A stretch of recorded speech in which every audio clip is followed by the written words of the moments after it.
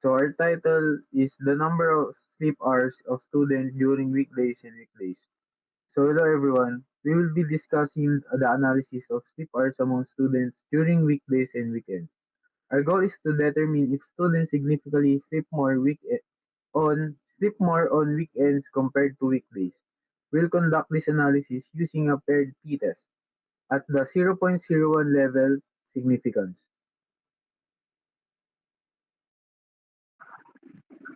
We collected data from students across all NU branches, focusing on their sleep hours. For our analysis, we'll use the following example data. This data represents the average number of sleep hours recorded for students on weekends and weekdays.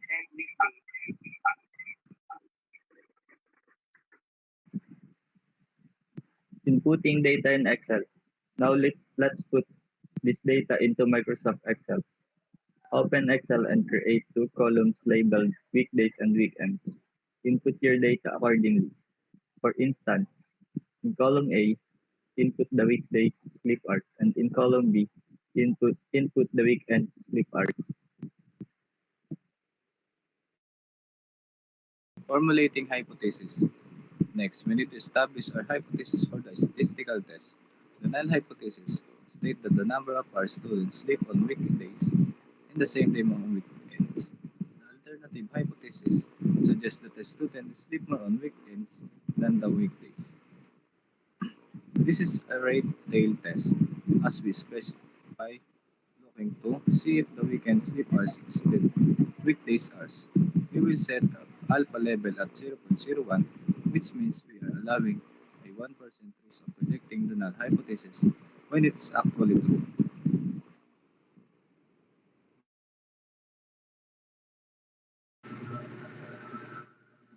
Next is let's run the paired sample t-test in the Excel. Go to the Data tab and select Data Analysis. From the list, choose t-test paired 2 sample per means. For variable 1 range, select weekday sleep hours. For variable 2 range, select the weekend sleep hours. Set the hypothesized mean difference to 0 and the alpha levels to 0.01. Click OK and the Excel will generate a results table. T-stat. This value will tell us how many standard deviation our sample mean is from the hypothesized mean. A high positive T-stat suggests greater weekend sleep hours. P-value. This value indicates the probability of observing a result if the null hypothesis is true. In our example, let's say the p-value is 5.4548 and 2e/9.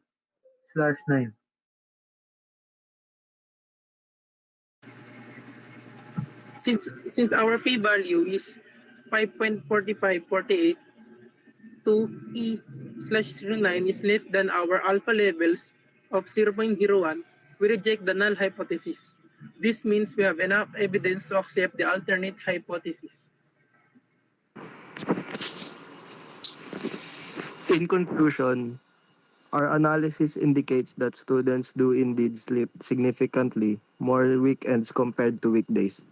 By using the paired t-test at the 0.01 level of significance, we can confidently say there is a meaningful difference in sleep duration between these two periods. So dito sa ano namin sa nagawa naming survey is nalaman namin na na-conclude namin na mas mahaba yung tulog ng mga estudyante sa weekends syempre kumpara sa weekdays compare sa may mga pasok or may mga ginagawang mga kailangan gawin. Tapos nag-survey kami sa through online lang yung namin, survey namin kasi mas wala kaming time para mag-survey nun sa face to face dahil may mga nga klase. So, meron naman yung proofs namin sa dulo na lang ng video na to. Yung mga namin, proofs ng nila. May mga talaga nagsagot sa survey namin.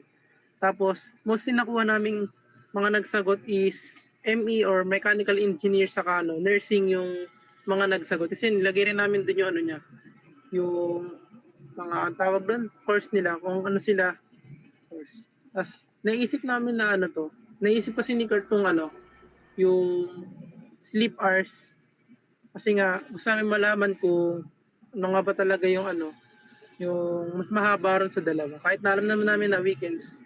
Kasi ginamit namin yung alpha value na ano, 0.01 or 1% kasi mas ano siya, mas accurate siya pag ginamit mo yun para mas madaling makuha yung mga data. Tapos ano, yung lumabas dito sa graph namin is yung iba is negative. Kasi nga tingnan natin sa ano yung mean ng weekdays sa weekends. So yan 5 point ano yan 16 kasi sa 7.8 pag pinag-minus mo yan negative talaga ilalabas diyan. Kaya negative yung sa iba sa mga table, hindi siya lahat positive.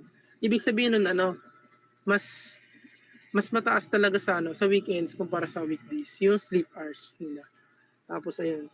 Ano naman kami, nanghingi rin kami ng tulong sa ano, sa ibang mga namin kaklase namin na ano, kung paano yung mga gagawin, kung paano yung ginawa nila.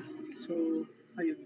Isa rin sa mga challenges na encounter namin dito is yung ano, hanap ng mga magsasagot sa survey kasi mahirap kasi pag ano eh, isa-isa lang lalo na kailangan mo at least 30 or 40 na magsasagot. Ano, naganap pa kami ng mga tao na pwedeng ano, magsagot dun sa survey namin. Kaya yun talaga yung challenges na nakaharap namin sa ano na to, sa survey na to. So, yun.